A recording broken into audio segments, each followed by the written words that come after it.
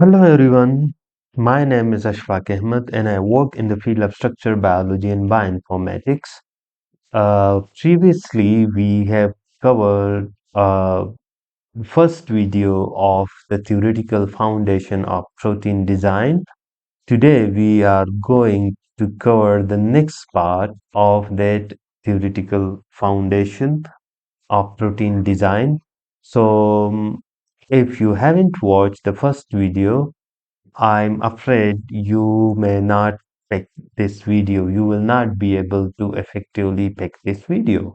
So, therefore, I just suggest you to first watch that video and then come back for this video. I will also drop the link of the part 1 in the description section. You can pick it from there. Okay, so let's start. So, this was the last slide of our first video that protein design is kind of reverse of the classical central dogma. And we already discussed this protein folding challenge at the end of that video that we will have some 3D space problem. The 3D space problem denotes the three-dimensional rearrangement of the amino acids I talked about, that we have three dimension x, y, and z, and the total space we have a 360 degree, and then in this 360 degree we have a translation and rotation, uh, another mechanism, and then uh, all these things, the 3D space problem will be solved majorly on the R group by size, properties, and charge. And also I mentioned the fourth one is the location of the protein, but in this case, we actually are designing the protein, so I skip that location here.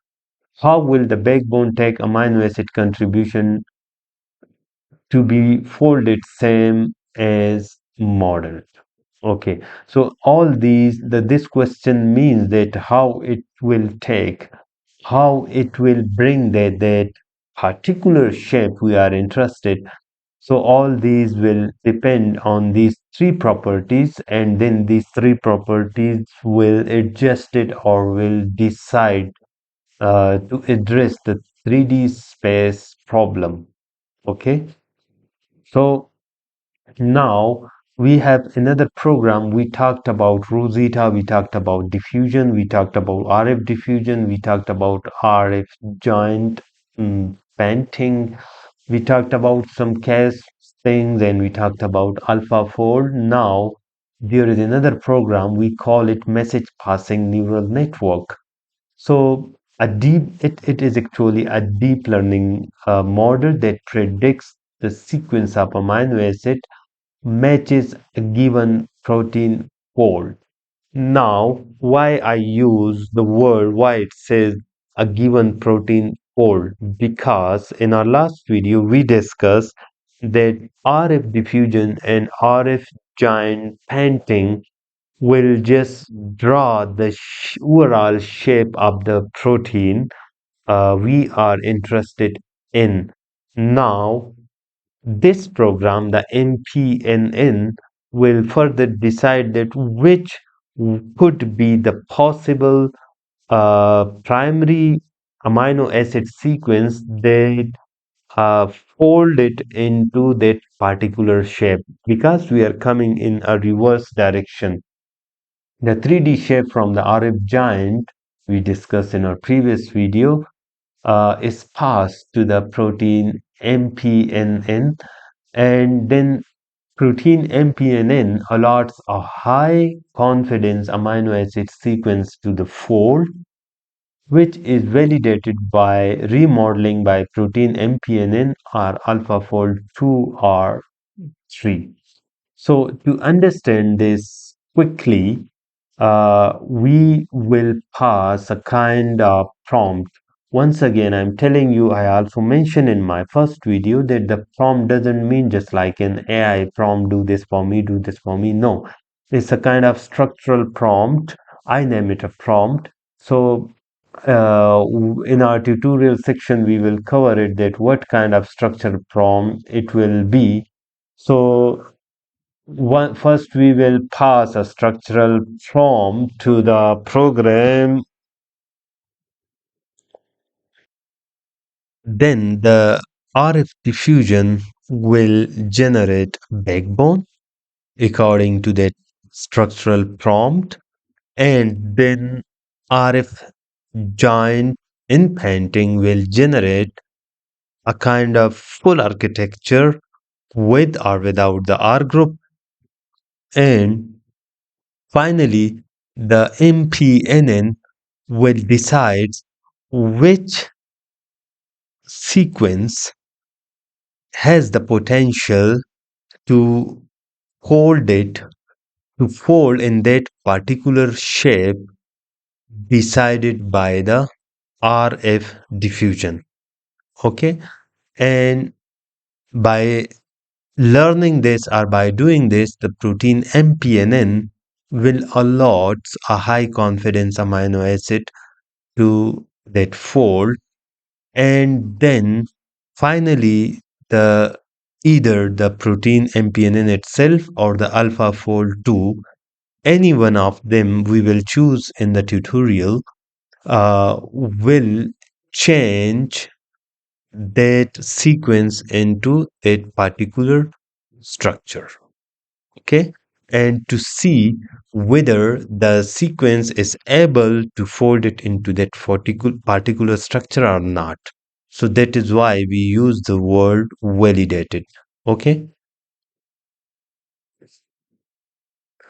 now what to achieve, what we can achieve from this protein design. We can design protein enzymes of your choice containing active site you imagine and perform a function you plan. For example, you are interested in some protein having the active site for some particular ligand of particular substrate. Let's say just plastic. Plastic is not a substrate itself, but just for a common person, I'm using the word plastic. So let's say for a plastic, and then you design that protein, express that protein in lab, and test it in your arena to see whether it actually grabs your substrate and catalyze or hydrolyze your substrate or not. Okay, we can design a protein or enzyme having multiple active site and for variable function of your choice.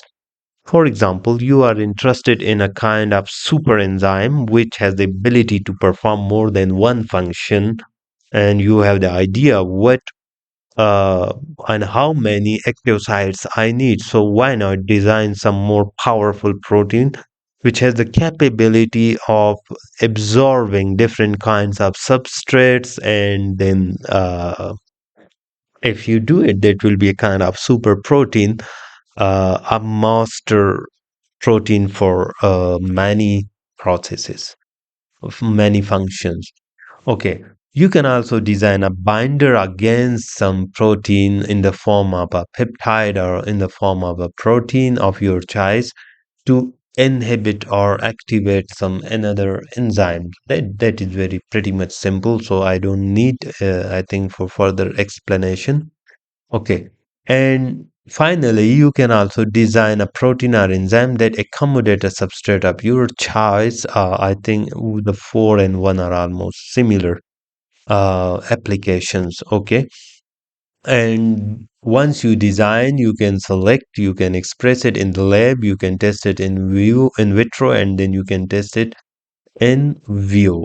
But let me tell you, all these things are a bit computationally expensive. So that is why it will not be so simple. But with the passage of time, even nowadays, we have a powerful GPUs and so many systems like the online systems. So it will not be a major problem, but still it is computationally expensive. So that's why I mention it. Okay. As we talked about computational expensiveness or computational limitations, so most of the people will ask me in the comment section that what kind of workstation I need. So the simple answer is a system with a powerful GPU and high RAM will be the ultimate requirement. If you are doing the protein design on the personal workstation, you can also use the cloud computing in the form of Colabs. And here, if you want to perform it, you will need to purchase some unit because it is not as simple, and you will need to purchase many units because in from my personal experience it is not as simple as just to provide the job and it will be finished in an hour or two. In my case it took 4 days and still it was 40% completed, not 100%. Okay, in 4 days you can then now think how many units I purchased. Like I kept my computer on continuously for 4 days. Okay, but um, the units are not so much expensive if you are working in a developed country. So 100 units will cost you $10 or $10. And if you are using the the the highest powerful GPU so far available. So roughly 5 hours for that 100 units. If you, then it depends which GPU you are using. That is another question also. So if I told you like it took me 4 days, so of course I was using the lowest rank GPU, not the highest one. Okay. And there are also too many dedicated server in the market and they require subscription. So I'm not here to discuss like which one is the best one.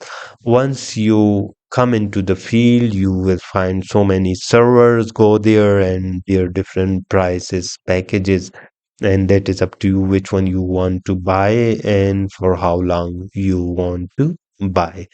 Okay, all are good. I will not say that some servers are fake. No, so far I came across with different servers and all of them are good and state of the art.